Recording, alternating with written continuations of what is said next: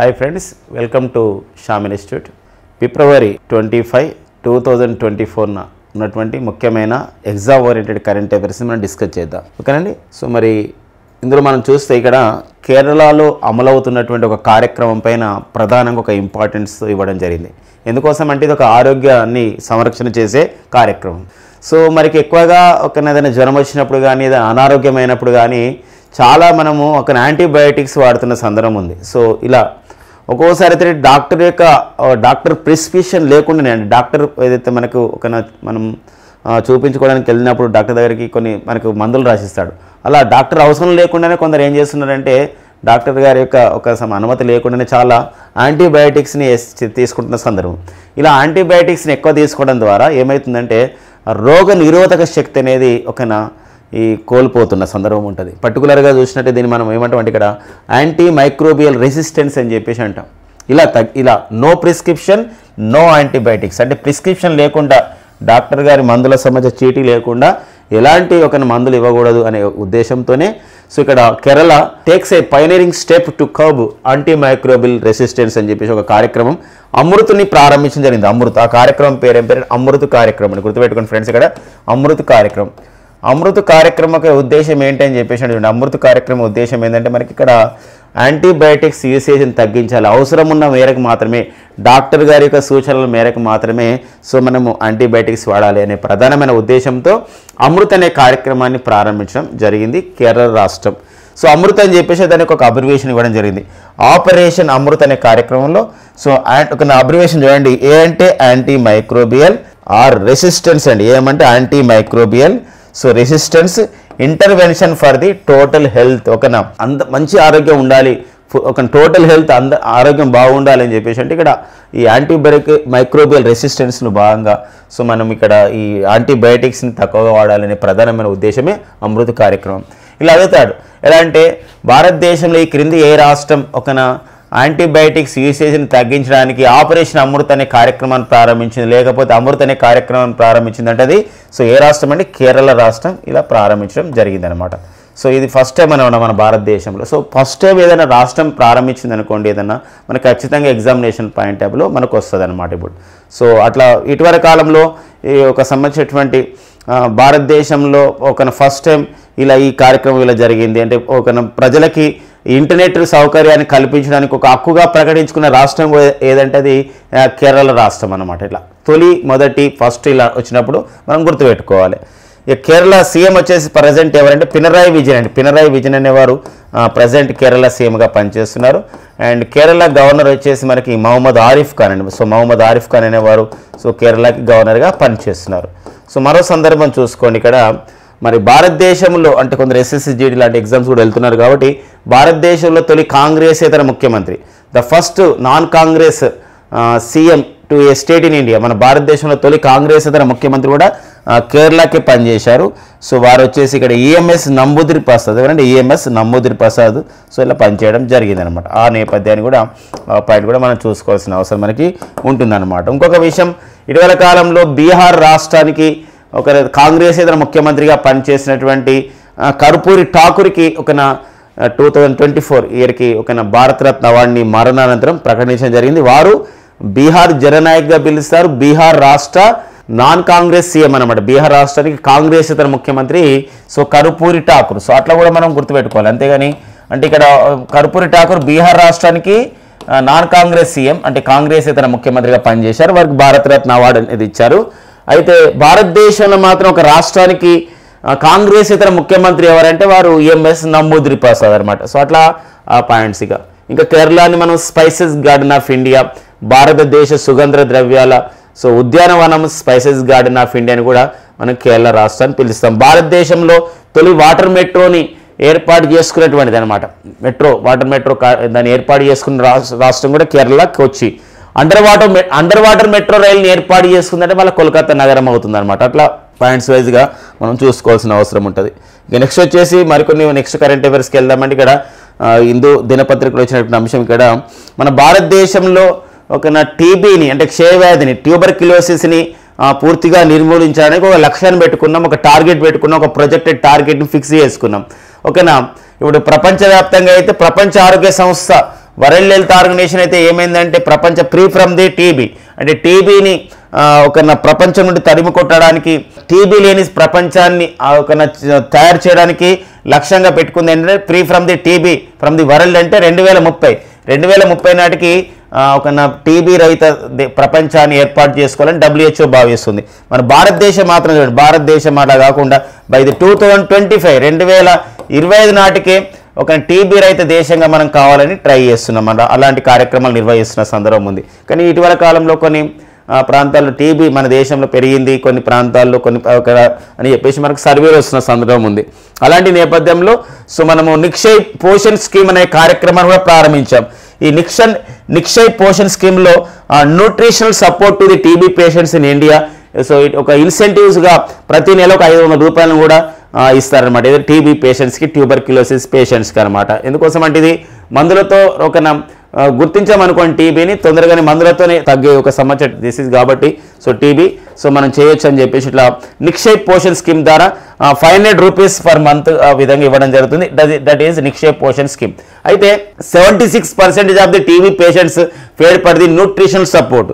అంటే ఇక్కడ ఈ నిక్షయ్ పోషణ్ అభియాన్ ద్వారా నిక్షయ్ పోషణ్ యోజన అనే కార్యక్రమం ద్వారా మన భారతదేశంలో so if in 2022 only 1.6 million of the 2.4 million of notified TB cases received at least 1 month's payment of ₹500 under the Nikshay Poshan Abhiyan. అంటే నిక్షయ్ పోషణ్ యోజన ద్వారా సో 500 రూపాయలని అందజేస్తున్నారు. సో కనీసం ఒక్కసారైనా వాళ్ళు తీసుకున్నారు అని చెప్పేసి ఒక సమయ డేటాని ఇక్కడ ఇవ్వడం జరిగింది అనమాట. ఒక 2022 డేటాని ఇవ్వడం జరిగింది. Under the Nikshay Poshan Yojana ₹500 for month is created into the account of a person with TB for duration of the treatment. Treatment అయ్యేంత కాలం కూడా టీబీ పేషెంట్స్కి వాళ్ళకి టీబీ గుర్తించిన పేషెంట్కి కూడా టీబీ పూర్తిగా తగ్గేంత వరకు కూడా సో 500 రూపీస్ ఇవ్వాలని ఇక్కడ నిక్షయ్ పోషణ్ యోజన కార్యక్రమం సూచిస్తుంది అని చెప్పేసి ఒక డాటాని మనకి హిందూ పేపర్లో సో ఇవ్వడం జరిగింది అనమాట. అదొక గుర్తుపెట్టుకోండి. సో మనకు అంతేకాకుండా ఒక గ్లోబల్ టీబీ పార్ట్నర్షిప్ అంటే ప్రపంచవ్యాప్తంగా టీబీని ఒక భాగస్వామ్యంతో మనం అందరం కలిసి దాన్ని తగ్గించుకోవచ్చు లేకుండా చేసుకోవచ్చు అని చెప్పేసి ఆ గ్లోబల్ అంటే టీబీ పార్ట్నర్షిప్ అనే program and stop TB campaign కూడా ప్రారంభించడం జరిగింది. మరి ఇలాంటి కార్యక్రమానికి మన భారతదేశం అనేది నేతృత్వం వహిస్తుంది. సో ఒక ఆ పాయింట్ కూడా గుర్తుపెట్టుకోవాలి. అంతేకాకుండా ప్రతి సంవత్సరం కూడా మనం మార్చి 24 ఎలా నిర్వహించుకుంటామంటే వరల్డ్ టీబీ డేగా సో ప్రపంచ టీబీ దినోత్సవం కూడా మనం నిర్వహించుకోవడం జరుగుతుంది అనమాట. ఇది సో మనకి ప్రపంచ ఆరోగ్య సంస్థ పెట్టుకునే లక్ష్యాలను చేస్తూ మన భారతదేశం ఇలా చేస్తున్నటువంటి కార్యక్రమం. WHO అని చెప్పేసి అంటున్నాం, వరల్డ్ హెల్త్ ఆర్గనైజేషన్. సో మరి 1948 ఏప్రిల్ 7న ఏర్పాటు చేయబడ్డ సంస్థ మనకి ప్రపంచ ఆరోగ్య సంస్థ. మరి ఇది స్విట్జర్లాండ్లోని జెనీవా కేంద్రంగా పనిచేస్తుంది. అండ్ టెడ్రస్ అదనం గేబ్రియోసిస్ అనేవారు ప్రజెంట్ అయితే WHOకి డైరెక్టర్ జనరల్గా పనిచేస్తున్నారు. WHO ఏదైనా వ్యాధి రహిత దేశంగా ప్రకటించడం అనుకోండి ఎగ్జామ్లో మనకు వస్తుంది. ఇప్పుడు లాస్ట్ మనకు 2023లో WHO ఒక తజకిస్తాన్ అండ్ అజర్బైజాన్ రిపబ్లిక్ గుర్తుపెట్టుకోండి, అజర్బైజాన్ దేశం అండ్ నెక్స్ట్ వచ్చేసి తజకిస్తాన్ దేశం. ఈ రెండు దేశాలని ఎలా ప్రకటించిందంటే free from the malaria disease అంటే మలేరియా రహిత దేశాలుగా ప్రకటించింది. మళ్ళీ ఇప్పుడు 2024 జనవరిలో కేప్ వర్డే లేదా కెబో వర్డే అని చెప్పేసి అంటాం. ఒక ఆఫ్రికా ఖండ దేశమైనటువంటి ఒక కేప్ వర్డేని కూడా మలేరియా రహిత దేశంగా ప్రకటించడం జరిగింది. సో వెరీ ఇంపార్టెంట్ అండి ఇలా. సో మరి ఈ యొక్క February 25, 2024 జరిగినటువంటి APPSC Group 2 ప్రిలిమ్స్లో క్వశ్చన్ రావడం జరిగింది. ఒక 2024లో ప్రపంచ ఆరోగ్య సంస్థ చేత మలేరియా రహిత దేశంగా ప్రకటించబడ్డ దేశం అన్నాడు. సో రైట్ ఆన్సర్ వచ్చేసి ఇక్కడ కేప్ వర్డే దేశం లేదా కేప్ వర్డే దేశం ప్రకటించారు. ఇది ఏ ఖండంలో ఉందంటే ఇది సో ఆఫ్రికా ఖండంలో ఉంది. ఆఫ్రికా ఖండంలో బాగా గుర్తుపెట్టుకోండి ఫ్రెండ్స్, ఆఫ్రికా ఖండంలో మలేరియా రహిత దేశంగా ప్రకటించబడ్డటువంటి కేప్ వర్డే ఎన్నో ఆఫ్రికా ఖండంలో ఎన్నో దేశం అంటే మూడో దేశంగా కూడా మనం గుర్తుపెట్టుకోవాల్సిన అవసరం మనకు ఉంటుంది. సో మొత్తం 43 దేశాలు ఇలా మలేరియా రహిత దేశాలుగా WHO చేత ప్రకటించబడ్డాయి.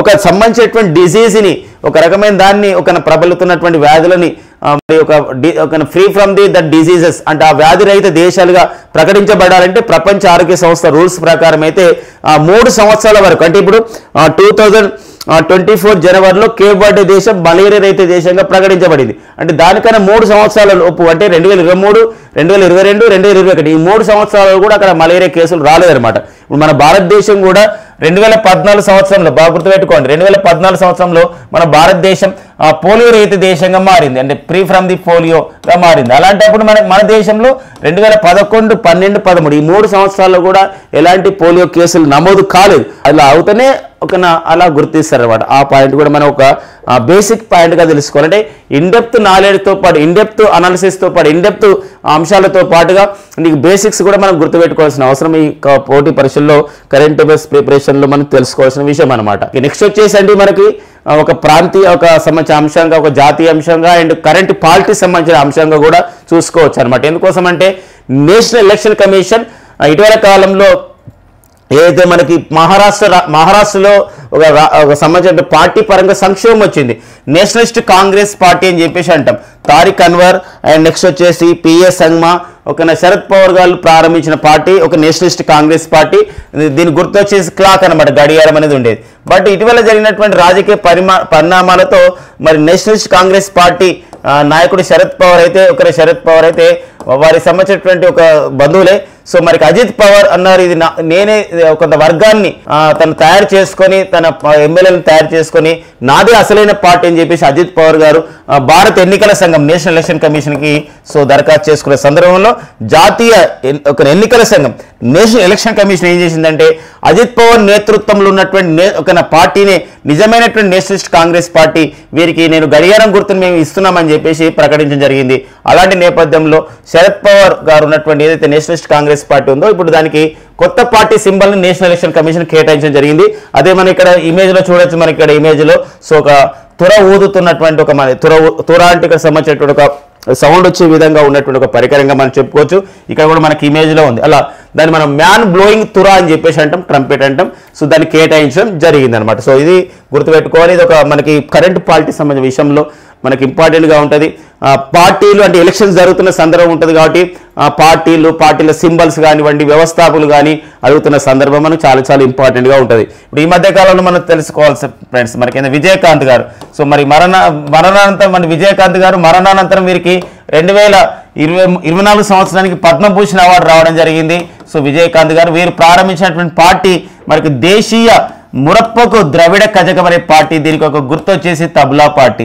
ఈ మధ్య కాలంలో దళపతి విజయ్, తమిళనాడుకు చెందినటువంటి సినిమా హీరో మరి దళపతి విజయ్ అని చెప్పేసి అంటే వారు ఒక పార్టీని ప్రారంభించడం జరిగింది. సో వారి పార్టీ వచ్చేసి ఇక్కడ తమిళిగా వెట్ర కజగం అంటే తమిళిగా వెట్ర కజగం అనే పార్టీ. గతంలో కమల్ హాసన్ ప్రారంభించారు మక్కల్ నీతిమయం. ఏదే మక్కల్ నీతిమయం. సో మక్కల్ నీతిమయం అనే పార్టీని ఎవరు ప్రారంభించడం జరిగిందంటే సో కమల్ హాసన్ ప్రారంభించడం జరిగింది. ఇటీవల కాలంలోనే మన భారతదేశంలో ఒక ఐపీఎస్ ఆఫీసర్ వారు ఒక సంబంధించినటువంటి రాష్ట్రానికి సీఎం కావడం జరిగింది, మిజోరం సీఎం. సో మిజోరాంకి సీఎంగా అయిన వారు ఐపీఎస్ అధికారి వారే లాల్దూ హోమా. ఎవరంటే లాల్దూ హోమా. సో మిజోరం రాష్ట్ర ముఖ్యమంత్రిగా నియమితులయ్యారు మాజీ ఐపీఎస్ అధికారి. వీరు ఏ పార్టీకి చెందినవారు అంటే జొరామ్ పీపుల్స్ మూవ్మెంట్ పార్టీకి చెందినవారు. మరి జొరామ్ పీపుల్స్ మూవ్మెంట్ పార్టీ యొక్క సింబల్ ఏంటంటే ఇక్కడ టోపీ అని మనం ఇట్లా చూసుకోవాలి. ఇట్లా మనకి ఒక ఎలక్షన్ కమిషన్ సంబంధించిన విషయంలో పార్టీల పైన వాటి సింబల్స్ పైన అడుగుతున్న సందర్భం ఉంది. ఒకసారి అడగడం జరిగింది. తృణమూల్ కాంగ్రెస్ టీఎంసీ అంటాం. ప్రజెంట్ మనకి పశ్చిమ బెంగాల్ ముఖ్యమంత్రి మమతా బెనర్జీ గారు. సో వారు ఏ పార్టీ అంటే తృణమూల్ కాంగ్రెస్ పార్టీ. ఎగ్జామ్లో అడిగిండు తృణమూల్ కాంగ్రెస్ పార్టీ యొక్క సింబల్ ఏంటి, గుర్తు ఏంది అన్నప్పుడు ఒక గడ్డి పూలు అనేది తృణమూల్ కాంగ్రెస్ పార్టీ యొక్క గుర్తు అనమాట. ఒకసారి అడిగాడు. ఇప్పుడు తమిళనాడు ముఖ్యమంత్రి ఉన్నారు ఎంకే స్టాలిన్. వీరు ద్రావిడ మున్నేట్ర కజగం పార్టీకి చెందినవారు. వీరి యొక్క పార్టీ గుర్తు వచ్చేసి ఉదయించే సూర్యుడు. అదే మరి తమిళనాడులో ఉన్న మరో ప్రాంతీయ పార్టీ ఆల్ ఇండియా అన్నా ద్రావిడ మున్నేట్ర కజగం. సో మరి ఈ పార్టీ గుర్తు వచ్చేసి మనకి 2 ఆకులు అనమాట. ఇట్లా చూసుకోవాల్సిన అవసరం ఉంది. ఎన్నికల సంఘం గురించి మాట్లాడుతున్నాం కాబట్టి సో జనవరి 25 మనం ఎలా నిర్వహిస్తామంటే ప్రతి సంవత్సరం కూడా జాతీయ ఓటర్ల దినోత్సవం మనం నిర్వహిస్తాం, నేషనల్ ఓటర్స్ డేగా.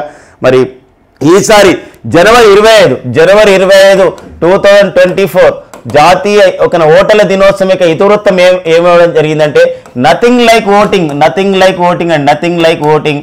So nothing like voting, I vote for sure అని చెప్పేసి సో ఒక ఇతివృత్తం ఇవ్వడం జరిగింది. నథింగ్ లైక్ ఓటింగ్ అంటే ఓటింగ్ మించి మరి ఏమీ లేదు, నేను ఖచ్చితంగా ఓటేస్తాను అని చెప్పేసి ఒక ఇతివృత్తం ఇవ్వడం జరిగింది అనమాట.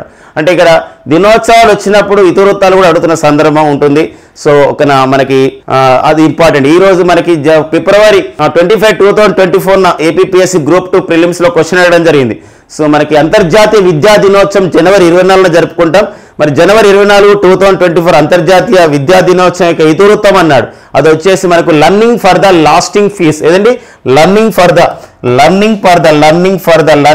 ద లాస్టింగ్ ఫీజ్ అని చెప్పేసి అంటామండి. ఒక లాస్టింగ్ ఫీజు అంటే ఇక్కడ నేర్చుకోవడం అనేది ద్వారా మనం ఏంటంటే కోల్పోయినటువంటి మనం ఏదైతే అశాంతి అంటే శాంతి ఉంటుందో ఆ శాంతిని మళ్ళీ మనం తీసుకొచ్చుకోవచ్చు.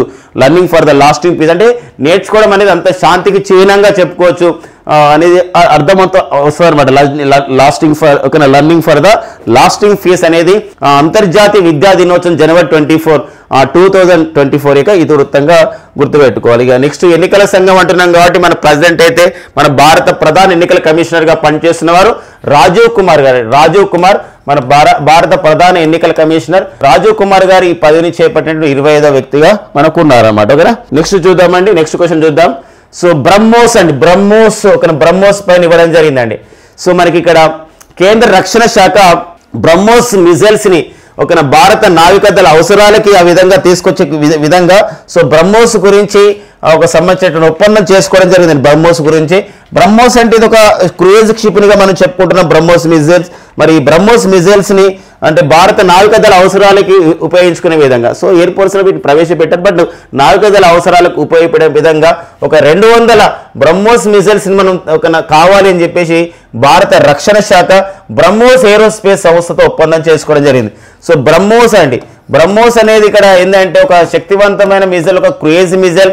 ఇది భారత రష్యాలు సంయుక్తంగా ఆల్రెడీ ఇక్కడ రాసుకున్నాం. భారత రష్యాలు సంయుక్తంగా అభివృద్ధి చేసినటువంటి మిజైల్. సో శివతాను పిల్లై ఈ బ్రహ్మోస్ క్షిపణి పితామహుడుగా పిలుస్తారండి. శివతాను పిల్లైని పిలుస్తారు. 290 కిలోమీటర్ల లక్ష్యాన్ని ఛేదిస్తున్నటువంటి మిజైల్. మరి భారత రక్షణ మంత్రిత్వ శాఖ బ్రహ్మోస్ ఏరోస్పేస్ తో ఒక ఒప్పందం చేసుకోవడం జరిగింది. ఒక 19,000 కోట్లతో ఒప్పందం ఇది. ఈ 19,000 కోట్ల రూపాయలతో మరి ఒక 200 మిజైల్స్ ని బ్రహ్మోస్ ఏరోస్పేస్ మన భారత నావికా దళంలో ప్రవేశపెట్టబోతున్నారు అనమాట. ఎందుకోసం అంటే ఈరోజు మన నావికా దళం అనేది ఎంతో శక్తివంతం అయిన సందర్భం ఉంది. సో మన భారత నావికా దళానికి ఒక సంవత్సరం మంచి పేరు వచ్చింది. కారణం ఏంటంటే ఇప్పుడు మనకి ఫిబ్రవరి 19 నుండి 27, 2024లో మనం 12వ మిలాన్ మల్టీలేటరల్ ఒక నావల్ ఎక్సర్సైజ్ ని నిర్వహిస్తున్న సందర్భం. మిలాన్ 2024 ఎక్కడ నిర్వహిస్తున్నాం? మన విశాఖపట్నం కేంద్రం నిర్వహిస్తున్నాం. ఈసారి రికార్డు స్థాయిలో 51 దేశాలు హాజరు కావడం జరిగింది అనమాట. అంతేకాకుండా 2047 నాటికి పూర్తిగా స్వావలంబన సాధించే దిశగా భారతదేశం యొక్క నావికా దళంలో ఏదైతే పరికరాలు ఉన్నాయి, యుద్ధ పరికరాలు ఉన్నాయి, ఇవన్నీ కూడా సొంతంగా సాధించుకోవాలనే లక్ష్యంతో ముందుకెళ్తున్న సందర్భం అనమాట. ఈ నేపథ్యంలో బ్రహ్మోస్ క్షిపణిని తొలిసారిగా మనం ఒక దేశాన్ని కూడా ఇవ్వడం జరిగింది. సో బ్రహ్మోస్ క్షిపణి తొలిసారిగా మరి ఎవరికి ఇవ్వడం జరిగిందంటే ఫిలిప్పైన్ దేశాన్ని కొనుగోలు చేయడం జరిగిందండి. అంతేకాకుండా ఇదే ఫిలిప్పైన్ దేశం మన హిందుస్థాన్ ఏరోనాటిక్స్ లిమిటెడ్ వాళ్ళు అభివృద్ధి చేసినటువంటి తేలికపాటి యుద్ధ విమానం తేజస్ని కూడా కొనుగోలు చేయడానికి వాళ్ళు ఎంతో సుముఖత వ్యక్తం చేయడం జరుగుతున్న సందర్భం. ఇంకా కొనుగోలు చేయలేదు, బట్ బ్రహ్మోస్ మిజైల్స్ మాత్రం ఫిలిప్పైన్స్ కొనుగోలు చేయడం జరిగింది. ఇది కూడా ఒక వ్యూహాత్మకమైనటువంటి కొనుగోలు ఒప్పందం అని చెప్పవచ్చు. ఎందుకోసం అంటే ఈ క్వాడ్ అంటే ఒక ఇండో పసిఫిక్ ప్రాంతంలో మనకి చైనా యొక్క ఆధిపత్య ధోరణిని తగ్గించాలంటే ఇక్కడ ఫిలిప్పైన్స్ లాంటి దేశాల్లో చైనా సంబంధించినటువంటి విషయంలో ఫిలిప్పైన్ దేశం చైనా దేశాల మధ్య కొన్ని ఉద్రిక్త పరిస్థితులు ఉన్నాయి కొన్ని ఐలాండ్స్ విషయంలో. కాబట్టి సో మనం ఫిలిప్పైన్ దేశానికి ఈ సంబంధించిన మిజైల్స్ని ఇవ్వడం జరిగింది. బట్ బ్రహ్మోస్ అనేది ఒకటి భారత్ మరియు రష్యా రెండు దేశాలు సంయుక్తంగా అభివృద్ధి పరిచినటువంటి ఒక క్రూయిజ్ క్షిపణిగా కూడా మనం చెప్పుకోవాల్సిన అవసరం మనకి ఉంటుంది. ఇలా అడగవచ్చు, బ్రహ్మోస్ మిజైల్ని తొలిసారిగా కొనుగోలు చేసిన దేశం ఏదంటే ఫిలిప్పైన్ దేశం అనమాట. అట్లా కూడా మనకి ఎగ్జామినేషన్లో అడుగుతున్నటువంటి సందర్భం. ఓకేనా? సో నెక్స్ట్ చూద్దామని. ఇక నెక్స్ట్ వచ్చేసి మనకు ఒక సంబంధించిన ఆర్టికల్ ఇవ్వడం జరిగింది. ఒక సంబంధించినటువంటి ఈ 5వ వంతు జీవజాతులు అంతరించే ముప్పున్నాయని చెప్పేసి international union for the conservation of the nature IUCN వాళ్ళు సో ప్రకటించినటువంటి సందర్భం అన్నమాట. IUCN ప్రకటించడం జరిగింది. సో మనకి ఇక్కడ 1997లో కుదిరినటువంటి ఒప్పందం ప్రకారం అయితే మనం చూసినట్లయితే సో ఒక రక్షిత జాబితాలు ఇంకా రక్షించాలి ఈ జాతులని చెప్పేసి 1189 జీవజాతులు రక్షిత జాబితాలు చేర్చడం జరిగింది IUCN వాళ్ళు. అంతేకాకుండా 22% జీవజాతులు పూర్తిగా అంతరించిపోయినాయని చెప్పేసి కూడా సో IUCN వాళ్ళు చెప్పడం జరిగింది. అంతేకాకుండా 44% జీవజాతుల సంఖ్య నిలకడగా ఉంది, ఇంకా వాటిని మనం రక్షించుకోవాల్సిన అవసరం ఉంటుంది. మరి అంతేకాకుండా కొంత వలస పక్షులు అనేది కొన్ని ప్రాంతాలకు వెళ్ళడం లేదు.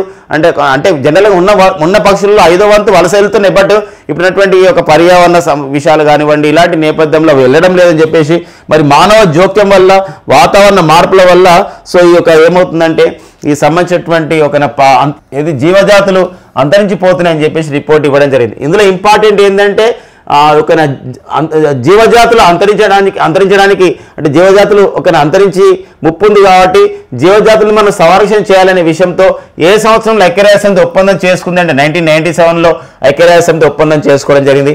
IUCN ఇలా చేసిన సందర్భంలో దాని అబ్రివేషన్ కూడా ఇంపార్టెంట్గా ఉంటుంది. International union for the conservation of the nature అని చెప్పేసి మనకు అంటామండి. ఓకేనా, నెక్స్ట్ చూద్దాం.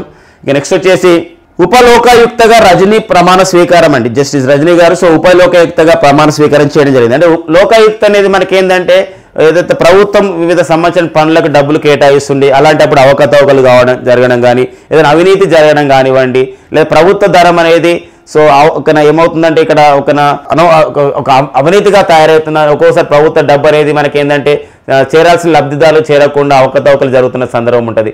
అలాంటి వాటిపైన ఫిర్యాదులు అందుతాయి అనుకోండి. సో అలాంటప్పుడు లోకాయుక్త జోక్యం చేసుకుని అవసరమైతే వారిపైన చర్యలు కూడా తీసుకుంటుంది. ఆ డబ్బుని మళ్ళీ ప్రభుత్వానికి అప్పచెప్తుంది. ఇదే అలాంటి నేపథ్యంలో ఏపీ లోకాయుక్తగా ప్రజెంట్ ఎవరు పనిచేస్తున్నారంటే పి లక్ష్మీరెడ్డి గారు పనిచేస్తున్నారు చైర్మన్గా. అయితే ఇప్పుడు మనకి తొలి మహిళ ఉపలోకాయుక్తగా తొలిసారిగా ఒక తొలి మహిళా ఉపలోకాయుక్తగా నియమితులు కావడం జరిగింది. ఎవరు నియమితులు కావడం జరిగిందంటే సో పగడి రజని గారు నియమితులు కావడం జరిగింది. కాబట్టి ఇంపార్టెంట్గా ఉంటుంది.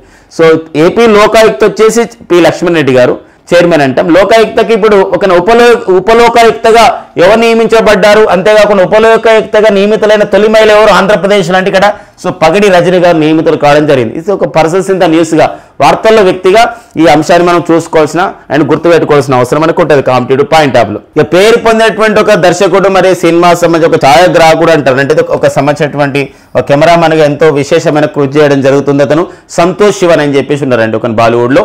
మరి సంతోష్ శివన్కి సో మనకి ఒక అవార్డు ఇచ్చారనమాట. ఏ అవార్డు అంటే పియరీ ఎంజనీ అవార్డుని ప్రకటించడం జరిగింది. పియరీ ఎంజనీ అవార్డు ఇది కేన్స్ ఫిలిం ఫెస్టివల్ ఇస్తారనమాట. కేన్స్ అనే ప్రాంతంలో ఫిలిం ఫెస్టివల్ నిర్వహిస్తారు. మరి 77వ కేన్స్ ఫిలిం ఫెస్టివల్ అంటే ప్రతి సంవత్సరం గుర్తుపెట్టుకోండి. కేన్స్ ఫిలిం ఫెస్టివల్ ఏ దేశంలో జరుగుతుంది అంటే ఫ్రాన్స్ దేశంలో జరుగుతుంది. ఇలా కూడా రేపు అడగాలనుకుంటారండి. ఇప్పుడు గోల్డెన్ గ్లోబ్ అవార్డ్స్ ఉంటుంది. ఏ దేశంలో గోల్డెన్ గ్లోబ్ అవార్డ్స్ ఇస్తారని చెప్పేసి అంటే అది అమెరికా దేశం అండి. ఆస్కార్ అవార్డ్స్ ఎక్కడ ఇస్తారంటే అమెరికా దేశంలో ఇస్తారు. ఓసారి అవార్డులు ఎక్కడ ఇస్తున్న సందర్భం. అలా కాకుండా international film festival of India so ఇది ఇండియాలోనే జరుగుతుంది. ఇది గోవాలో నిర్వహించడం జరుగుతుంది అనమాట. ఇలాంటి నేపథ్యాన్ని కూడా చూసుకోవాల్సిన అవసరం ఉంటుంది. ఈ Cannes film festival May 14 to May 25, 2024లో నిర్వహిస్తారు. ఇందులో సంతోష్ శివన్కి అవార్డుని ప్రకటించడం జరిగింది. సో అవార్డు పేరు వచ్చేసి ఇక్కడ ఏంటంటే ఇక్కడ పియరీ ఎంజన్ అవార్డు. ఎవరి పియరీ ఎంజన్ అంటే ఇతను ఈ యొక్క ఛాయాగ్రాహకంలో అంటే కెమెరాలో ఒక సంబంధించిన లెన్స్ ఉంటాయండి. ఏదంటే retro focus and modern lens అంటే ఆ లెన్స్ని కనుగొన్నటువంటి ఫ్రెంచ్ శాస్త్రవేత్త పియరీ ఎంజనీ. సో వారి పేరు పైన సంతోష్ శివన్కి పియరీ ఎంజనీ అవార్డు 2024 పొందడం జరిగింది. ఇలా ఒక అవార్డు మన సంబంధించినటువంటి భారతీయ ఛాయాగ్రాహకుడికి కెమెరామెన్కి రావడం జరిగింది కాబట్టి మనకి ఇంపార్టెంట్గా ఉంటుంది.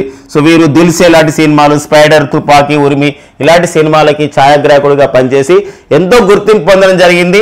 ఎవరని సంతోష్ శివన్ అండి. సంతోష్ శివన్. సో అవార్డు పేరు వచ్చేసి ఏదని పియరీ ఎంజన్ అవార్డు. దాని యొక్క నేపథ్యం ఏ దేశం ఇస్తుంది అంటారంటే ఫ్రాన్స్ దేశం. ఎక్కడ ఇస్తారంటే 77వ కెన్స్ ఫిల్మ్ ఫెస్టివల్ ఇస్తారు. లేదా కెన్స్ ఫిల్మ్ ఫెస్టివల్ ఏ దేశం నిర్వహిస్తుంది అంటే ఫ్రాన్స్ నిర్వహిస్తుంది. సో ఇలా కూడా గుర్తుపెట్టుకోవాలి. ఇక నెక్స్ట్ వచ్చేసి మనకి ఒక స్పోర్ట్స్ అప్డేట్ వరకు ఆసియా ట్రాక్ సైక్లింగ్ ఛాంపియన్షిప్ జరిగింది. సో ఇందులో మనకి హర్షిత జక్కర్కి సో మనకి ఇక్కడ తన లక్ష్యాన్ని 2 నిమిషాల 32.08 సెకండ్లలో చేరుకోవడం ద్వారా వీరికి సిల్వర్ మెడల్ అనేది సాధించడం జరిగింది. కాబట్టి 2 రకాలుగా మనకి ఇంపార్టెంట్గా ఉంటుంది. సో మనకి ఇక్కడ హర్షిత జక్కర్ ఇటీవల కాలంలో న్యూస్లో ఉన్నారు. వారు ఏ క్రీడలో ప్రావీణ్యులు అని చెప్పేసినప్పుడు ఇక్కడ సో ఏదండి ట్రాక్ సైక్లింగ్లో ప్రావీణ్యులుగా మనకు ఉంటారు. ఈరోజు జరిగినటువంటి February 25, 2024 జరిగినటువంటి ఏపీపీఎస్సీ గ్రూప్ 2 ఎగ్జామ్లో మనకి ఈ క్రీడాకారులు అంటే అర్జున అవార్డు గ్రహీతలు మనకు 2023 సంవత్సరానికి 26 మందికి అర్జున అవార్డులు ఇచ్చారు. ఆ 26 మంది క్రీడాకారులలో కొందరినిచ్చి వాళ్ళకి సంబంధించినటువంటి క్రీడను జతపరచమని చెప్పి అన్న సందర్భం అనమాట. సో అలాంటి నేపథ్యంలో ఇక్కడ రీతు నేగా నడవడం జరిగింది. వారు కబడ్డీ క్రీడాకారుగా ఎంతో పేరు పొందడం జరిగింది. And Sheetal Devi para Archer. కొందరు క్రీడాకారులు మనం గుర్తుపెట్టుకోవాలి. ఆ క్రీడాకారుల సంబంధించిన క్రీడా నేపథ్యాన్ని కూడా మనం చూసుకోవాల్సిన అవసరం చాలా ఉంటుందండి. ఓకే, ఇప్పుడు అసముద్దీన్ అనే క్రీడాకారులు ఉన్నారు. సో అసముద్దీన్ అనేవారు మన ఏ క్రీడాకారుడు అసముద్దీన్ అని చెప్పేసి అంటే వీరు బాక్సింగ్ క్రీడాకారుడు అండి, బాక్సింగ్ క్రీడాకారుడు. అంతేకాకుండా ఇప్పుడు ఈషా సింగ్ అనే ఒక క్రీడాకారుని ఉంది. మరి ఈషా సింగ్ ఏ క్రీడలో ప్రావీణ్యులు అని చెప్పేసి అన్నప్పుడు వీరు ఆ షూటింగ్ క్రీడలో వీరు ప్రావీణ్యులు ఉంటారు. ఇప్పుడు అలా కాకుండా మనకి దీపా కర్మాకర్ అనే ఒక క్రీడాకారుని ఉండేవారు. మరి వీరు దీపా కర్మాకర్ ఎవరు అని చెప్పేసి అంటే వీరు సో మనకి ఇక్కడ వారి యొక్క నేపథ్యం మనం తెలుసుకోవాల్సిన అవసరం ఉంటుంది. సో మరి దీపా కర్మాకర్తో పాటు ఇంకా మనకు మేరీకోమ్. సో మేరీకోమ్ అనేవారు ఏ క్రీడాకారులు. సో ఇలాంటి నేపథ్యాన్ని కూడా చూసుకోవాల్సినటువంటి అవసరం మనకు ఉంటుంది అనమాట. సో ఇది మరి ఒక బాక్సింగ్ క్రీడాకారులు. సో దీపా కర్మాకర్ సంబంధించినటువంటి ఈ క్రీడలు. తర్వాత ఒక నీరజ్ చోప్రా. మరి నీరజ్ చోప్రా అనేవారు. సో నీరజ్ చోప్రా ఏ క్రీడలో ప్రావీణ్యులు అని చెప్పేసి అంటే జావలిన్ త్రోలో జావలిన్ త్రోలో ఫేమస్ అయిన వారు. ఎవరైనా జావలిన్లో వీరు ఎంతో గుర్తింపు పొందడం జరిగింది. అండ్ మేరీకోమ్ వచ్చేసి బాక్సింగ్ అండి. సో బాక్సింగ్లో ఎంతో పేరు ఉంటారు. దీపా కర్మాకర్ ఎవరంటే జిమ్నాస్టిక్స్ ప్లేయర్ అనమాట, జిమ్నాస్టిక్స్. ఇలా మనం గుర్తుపెట్టుకోవాల్సిన అవసరం మనకు ఉంటుందండి. సవితా పునియా. మరి సవితా పునియా ఏ క్రీడాకారిని అని చెప్పేసి అంటారు సవితా పునియా. సో ఎవరంటే హాకీ ప్లేయర్. సో ఇలా మరి నిన్న మ్యాచ్లో ఉమెన్ ప్రీమియర్ లీగ్లో సో ఒక సంబంధించిన ఒక ప్లేయర్, ఒక క్రికెటర్, మహిళా ప్లేయర్, ఆమె 5 వికెట్లు తీసుకుంది. ఆమె పేరు శోభన. సో కాబట్టి శోభన ఏ క్రీడాకారిని మనకు అంటే క్రికెటర్ అనమాట. అట్లా మన క్రీడాకారుల పైన తెలుసుకోవాలి. ఇక నెక్స్ట్ వచ్చేసి మనకి భారతదేశంలో రైల్వే స్టేషన్లు ఏవైతే ఉంటాయో రైల్వే స్టేషన్లో మంచి మౌలిక సదుపాయాలతో పాటుగా వాటిని పునరుద్ధరించాలనే ప్రధానమైన ఉద్దేశంతో కేంద్ర ప్రభుత్వం అమృత్ భారత్ స్టేషన్ల పథకాన్ని స్టార్ట్ చేసింది. దేశవ్యాప్తంగా ఒక 500 స్టేషన్లు ఎంపిక చేస్తే మన రాష్ట్రానికి అంటే ఆంధ్రప్రదేశ్ రాష్ట్రంలో 34 రైల్వే స్టేషన్లు, తెలంగాణ రాష్ట్రంలో ఒక 15 రైల్వే స్టేషన్లు ఇప్పుడు అభివృద్ధి చేస్తున్నారు. వాటికి ఇప్పుడు భారత ప్రధాని నరేంద్ర మోడీ గారు సో మరి ఫిబ్రవరి 26, 2024 శంకుస్థాపన చేయబోతున్నారు అనమాట. సో ఈ పాయింట్ మనకి ఇంపార్టెంట్గా మనకు ఉంటుందండి. సో రైల్వేలకు సంబంధించినటువంటి ఇలా అడుగుతూ రైల్వే స్టేషన్లో మౌలిక సదుపాయాలని పునరుద్ధరించడం అంటే రిజర్వేట్ చేసే కార్యక్రమానికి ఏ పేరుతో పిలుస్తున్నారంటే అమృత్ భారత్ స్టేషన్లుగా పిలుస్తున్న సందర్భం. ఆంధ్రప్రదేశ్ రాష్ట్రంలో ఎన్ని స్టేషన్లు, ఇక్కడ తెలంగాణలో ఎన్ని స్టేషన్లు, ఇలాంటి క్వశ్చన్స్ మనం గెట్ చేయొచ్చు. అంతేకాకుండా మరి రైల్వే అని చెప్పేసి అంటున్నాం కాబట్టి భారతదేశంలో సో మరి ఇక్కడ ఒక కేంద్ర రైల్వే బోర్డు అనేది ఉంటుంది, సెంట్రల్ రైల్వే బోర్డు అని చెప్పేసి అంటాం. మరి సెంట్రల్ రైల్వే బోర్డుకి మరి ప్రజెంట్ చైర్మన్ ఎవరు పనిచేస్తున్నారని చెప్పేసి అంటే వారు జయవర్మ సిన్హా పనిచేస్తున్నారు. ఇటీవల జరిగినటువంటి మనకు SSCGD లాంటి ఎగ్జామ్లు ఏమడిగిందంటే సో 2023 జనవరి 1 నాటికి మనకి కేంద్ర రైల్వే బోర్డు చైర్మన్గా ఎవరు పనిచేసేవారు అన్నాడు. అతను వచ్చేసి అనిల్ కుమార్ లహోతి పనిచేసేవారు. ఇప్పుడు అనిల్ కుమార్ లహోతి ఏకే లహోతి అనే వారు ఎక్కడికి వచ్చిరంటే వారు అనిల్ కుమార్ మల్హోత్రా ఎక్కడ వచ్చిరంటే వారు ఇప్పుడు present TRAI and telecom regulator authority of India chairman కావడం జరిగింది. సో అనిల్ కుమార్ లహోతి. సో అలాంటి నేపథ్యం అనమాట. ఇట్లా ప్రజెంట్ అయితే సెంట్రల్ రైల్వే బోర్డుకి చైర్మన్ అండ్ సిఇఓగా ఒకరే పనిచేస్తున్నారు, కేంద్ర railway board chairman and CEO. So వారు జయవర్మ సిన్హా ఈ పదవిని చేపట్టేటువంటి తొలి మహిళగా సెంట్రల్ రైల్వే బోర్డుకి చైర్మన్ అండ్ సిఇఓ అయిన తొలి మహిళ కూడా ఎవరంటే జయవర్మ సిన్హా అండి. సో అలాంటి నేపథ్యాన్ని కూడా చూసుకోవాలి. అండ్ రైల్వే శాఖ మంత్రి వచ్చేసి ఐటీ టెలికమ్యూనికేషన్ శాఖ మంత్రి వచ్చేసి ఎవరు పనిచేస్తున్నారంటే వారే అశ్విని వైష్ణవ్ గారు పనిచేస్తున్నారు. ఓకేనండి. ఇక నెక్స్ట్ వచ్చేసి జూలై 1 2024 నుండి మన భారతదేశంలో సో మరి కొత్త నేర న్యాయ చట్టాలను తీసుకురాబోతున్నారు. ఏవా కొత్త నేర న్యాయ చట్టాలంటే ఇక్కడ సో ఒకటి భారతీయ న్యాయ సంహిత BNS అని చెప్పేసి అంటాం. గతంలో దీన్ని IPCగా పిలిచేవాళ్ళం, ఇండియన్ పీనల్ కోడ్గా పిలిచేవాళ్ళం, భారతీయ న్యాయ సంహిత అని చెప్పేసి అంటాం. అండ్ నెక్స్ట్ వచ్చేసి క్రిమినల్ ప్రొసీజర్ కోడ్ని ఎలా మార్చడం జరిగిందంటే భారతీయ నాగరిక సురక్ష సంహిత అని చేశాం. ఇండియన్ ఎవిడెన్స్ యాక్ట్ని ఎలా దాని పేరు మార్చడం జరిగిందంటే భారతీయ సాక్ష్య అధినియంగా మార్చడం జరిగింది. ఇవన్నీ కూడా ఈ బిల్లుని చట్టాలుగా మార్చడం జరిగింది. లోక్సభ రాజ్యసభలో ప్రవేశపెట్టారు. డిసెంబర్ 25,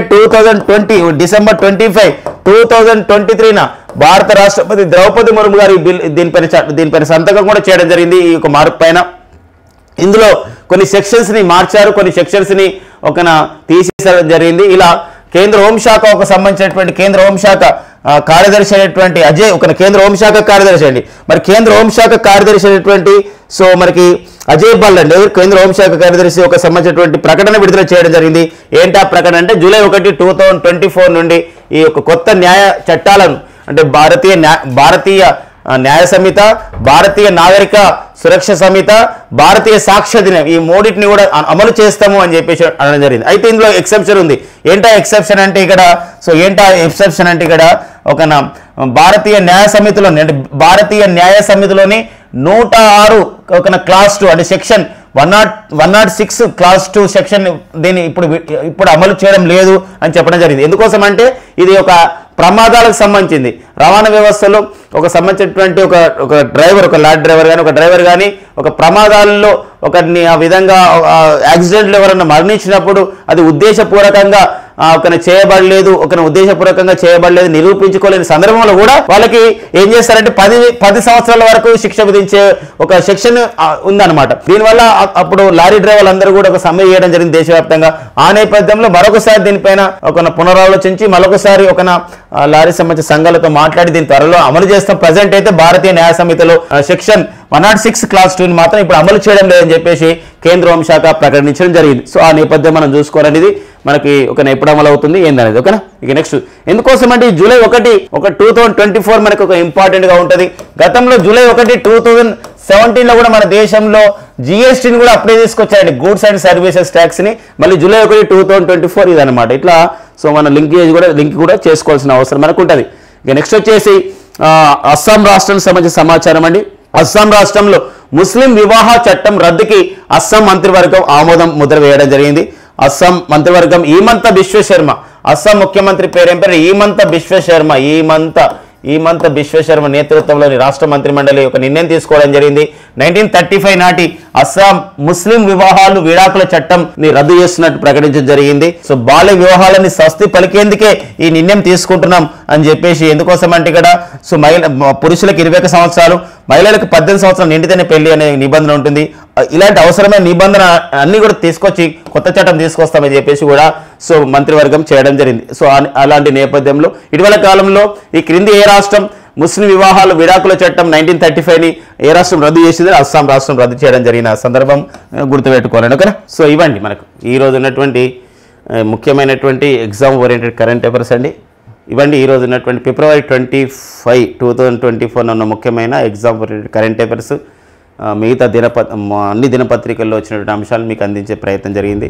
సో ఈ రాబో పోటీ పరీక్షలు ఉపయోగపడతాయని. So thank you friends and all the best.